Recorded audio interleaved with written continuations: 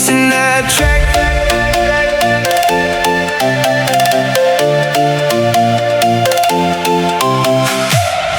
Engine humming like a heartbeat loud, rolling through the hills above the clouds. City fading in the rear view glow, got nowhere else but forward to go. Climb so high, where the cold winds blow. Feel alive, yeah, we're in the flow. From the mountains to the sea, we ride, feel the freedom in the air tonight, tonight. No breaks, no fears, just you and me, you and me. From the peaks down to the waves, we're wild and free.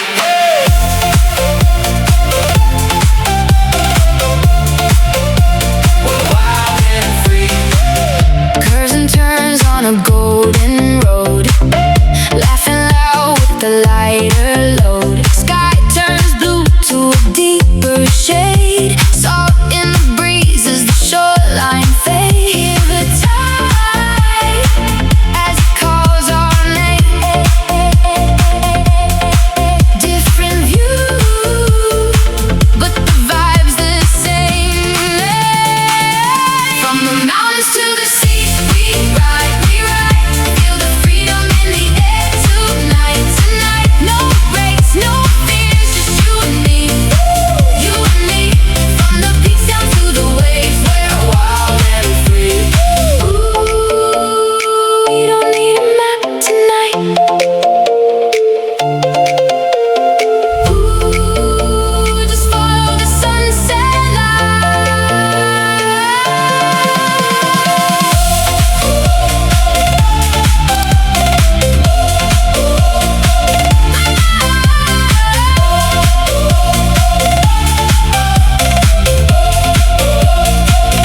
From the mountains to the sea. Hello, great day everyone. Welcome to South Lake Tahoe. Welcome to this iconic South Lake Tahoe welcome sign.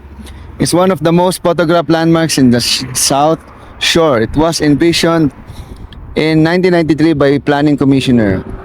Design was built entirely in the nation's I'll serve as council 20 years, 6 times as mayor. This is the place. Ang ganda. O, diba? Welcome to us to Lake Tahoe. Okay, andito tayo ngayon sa Lake Tahoe. South Lake Tahoe. Grabe. Makarating ako dun. Who would thought makakarating ako? Alam ko lang Tahoe yung nilalako sa kalye. Sino kaya una nakapunta dito? Imagine mo, walang kuryente dito. May to October. See, open to vehicles. May pa. Aga tayo masyado.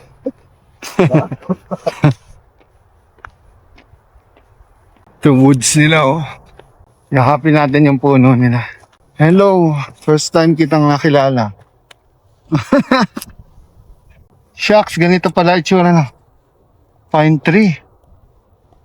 Mga barks oh. Yeah, yung mga parks. But wait till you see yung mga pinuntahan ko sa Calaveras. Sunog na sila. So protected sila sa forest fire, no?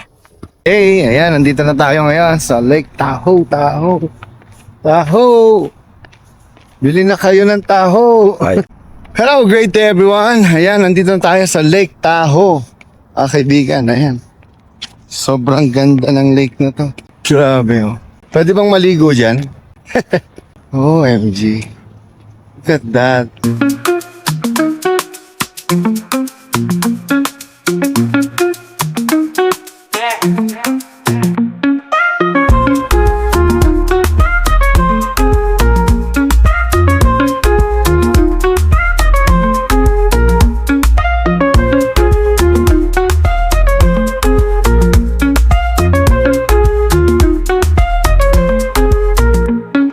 Grabe ang lake Tahoe. Hello, great day mabuhay. Alam mo, minsan sa buhay, may lugar na hindi mo naman talaga pinlanong puntahan. Pero, alam mo, pagdating mo doon, parang sinasabi ng mundo. Ito tanda mo ito ay para sa'yo. Yun ang pakiramdam ko ngayon dito sa Lake Tahoe. Hindi siya basta lake lang. Hindi siya simpleng tanawin na pang picture lang. Parang may sariling boses, no? Ayan, alam niyo naglalakad ako kanina sa gilid ng tubig, no? Yung sobrang tahimik, yung tipong hindi mo kailangan magsalita. Kasi sapat na yung hangin, yung lamig dito, yung tunog ng alon na dahan-dahan lang humahampas sa mga bato. At bigla akong naisip ganito pala yung clarity, hindi lang sa tubig kundi sa isip, no? Kasi sa totoo lang, ang gulo na ng mundo ngayon, di ba? May gera, may oil crisis, may AI. Ayan, ang daming ingay na. Social media, trabaho, expectations. Parang lahat may sinasabi sa'yo kung sino ka dapat maging, no? Pero dito, walang pake. Ikaw lang at ikaw, no? Tumingin ako sa tubig kanina, sobrang linaw. Ayun, no? Parang salamin. At sabi ko sa sarili ko, kung ganito kalinaw ang tubig, bakit ako? Ang gulo ng isip ko minsan. Real talk lang Minsan hindi natin kailangan ng bagong opportunity.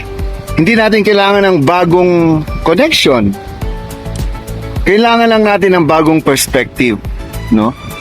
At habang nakatayo ako doon, may mga taong naglalakad din. May nagpapapicture. May nag-iisa, tulad nun. At na-realize ko, iba-iba kami ng pinagdadaanan, pero pare-pareho kami nandito. Naghahanap ng konting katahimikan. Kasi kahit gaano ka ka-busy, kahit gaano ka ka-successful, may part sa'yo na gusto lang huminga, no? Alam mo kung ano ang pinakamalupit na realization ko dito? Hindi mo kailangan tumakbo palayo sa buhay mo. Kailangan mo lang minsan huminto, you stop.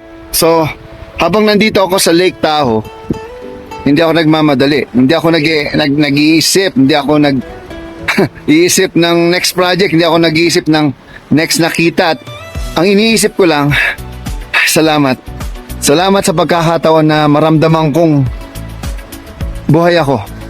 No? Kaya mga kaboses, minsan hindi mo kailangan ng malaking pagbabago Minsan ang kailangan mo lang, isang lugar, isang sandali, isang tahimik na moment para marinig mo ulit ang sarili mong boses.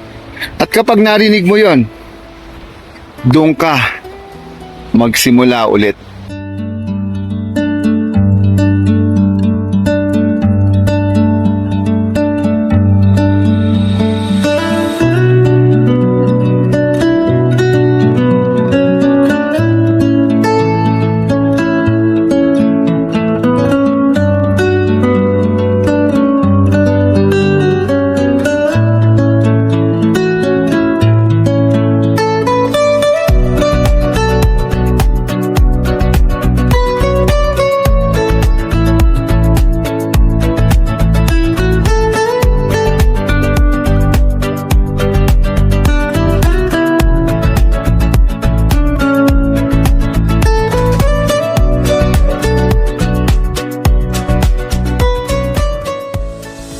Hello, great day, mabuhay. Andito ako ngayon sa Lake Tahoe. Tahimik, malamig pero walang problema ang mundo. Pero alam mo, habang tinitignan ko ang malinaw na tubig, isang bagay ang malinaw din sa isip ko. May paparating na bagyo. Hindi bagyo ng ulan, hindi bagyo ng hangin, bagyo ng ekonomiya at teknolohiya. Ang oil crisis at ang AI revolution sabay dumating. At kung hindi tayo handa, hindi tayo lulubog sa tubig. Lulubog tayo sa realidad. Okay, real talk Ano ba talaga nangyayari? Hindi ito conspiracy, hindi ito chismis. Simple lang ang equation. Tumataas ang presyo ng langis. Tumataas ang presyo ng lahat dahil sa gera. Humihingi ng purchasing power ang tao. Kasabay nito, AI is getting smarter, AI is getting faster, AI is replacing repetitive work. Ibig sabihin, mas mahal mabuhay. Habang mas maraming trabaho ang nawawala, yan ang laban ngayon. Hindi ko kayo tinatakot, pinapaalalahanan lang kita. Una, pag-uwiin mo ang mindset mo. Kung ang mindset mo ay ganito, maghahanap ako ng trabaho na stable, alam mo, delikado ka na. Kasi sa panahon ngayon, hindi na stable ang trabaho. Skills na ang stable. Hindi na sapat na marunong ka lang kung ano-ano man yan. Kailangan marunong kang matuto ulit at matuto ng paulit-ulit-ulit. Pangalawa, matuto magtipid at mag-adjust. Okay? Oil crisis means one thing. Everything becomes expensive. So, anong gagawin mo? Practical tayo ha. Number one, bawasan mo ang unnecessary gastos. Maghanap ng alternative income. Mag-isip ng digital side hustle. Hindi pwedeng puro bahala na. Kasi ang bahala na, hindi nagpabayad ng bills yan. Pangatlo, yakapin mo ang AI. Huwag mo labanan. Ito ang pinaka-importante. Kung galit ka sa AI, kung natatakot ka sa AI, abay maiiwan ka. Simple lang, ang AI ay hindi kaaway. Tool siya. At kung meron kang at marunong kang gumamit nito, mas mabilis ka, mas productive, mas valuable ka. Tulad ko, no? Kung hindi, mapapalitan ka. Ganun ka ka-real, no? Ang edge ng Pilipino, alam nyo kung ano? Alam nyo mga kababayan, may edge talaga tayo at advantage tayo na hindi natin napapansin. Boses, kwento, creativity at adaptability. Hindi kayang palitan ng AI ang puso ng Pilipino, pero kaya niyang palitan ng tamad na Pilipino. Masakit pakinggan, pero yan ang totoo.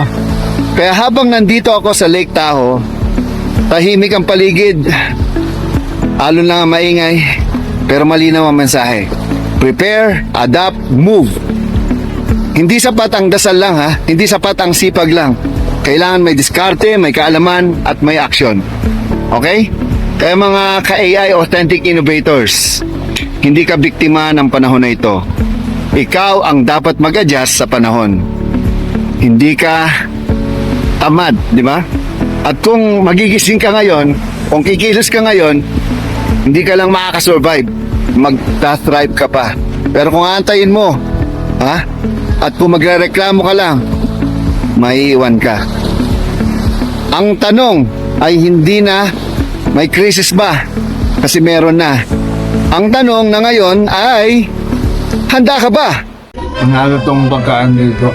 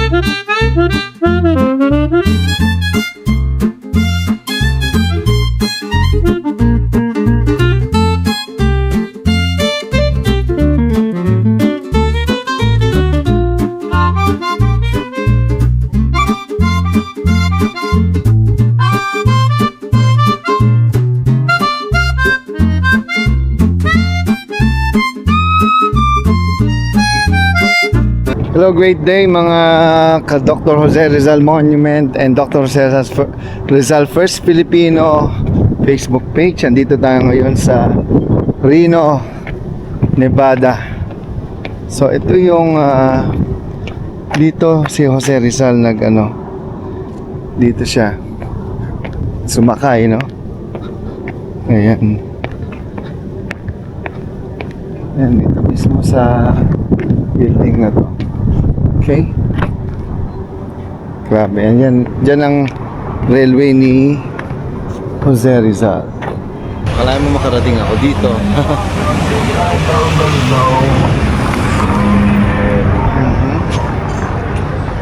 Dapat meron ding dito si Jose Rizal. He got here before dun kanina.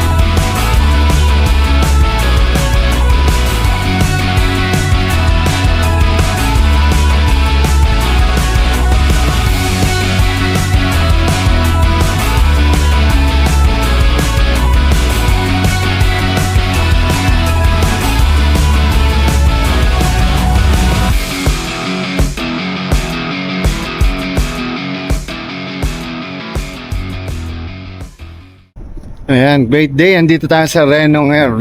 Reno.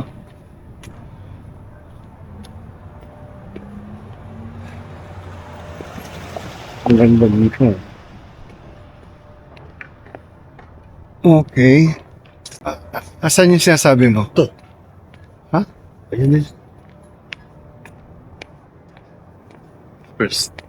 First street, bro. Ito yung unang street. Wala mo. Ito hindi. Yan nga. Mga old nila. Okay. 7, 6, 5, 4, 3, Yes. 2, 1. Yeah. Ito yung Reno City Hall. Okay.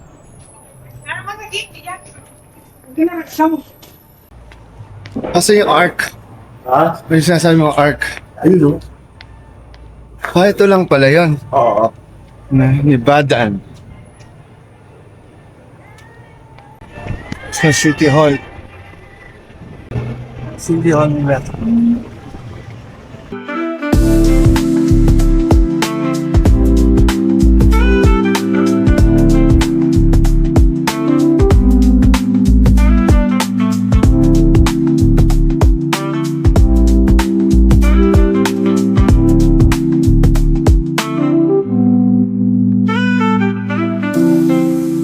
Kaya ba itong mga tao dito?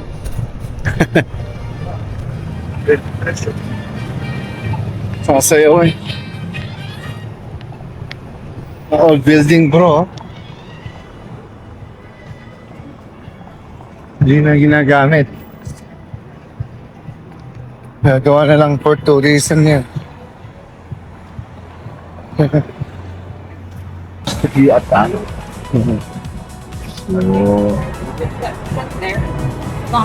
Ano tsura yung mga pillars na no? Yung mga old architecture. Sa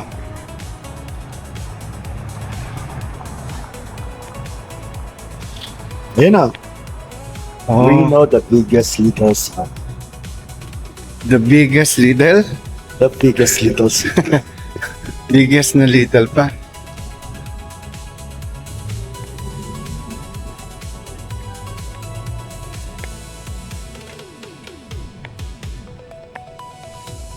Oh, gagawin pa lang yung no?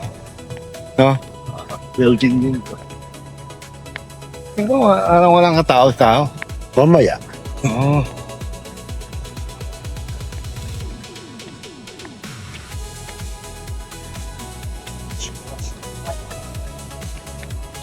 Dito lang tayo sa gilid, tapos sa gilid.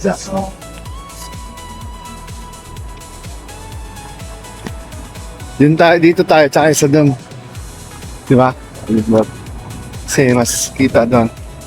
This is little city in big and no, ibig sabihin yun. Yeah.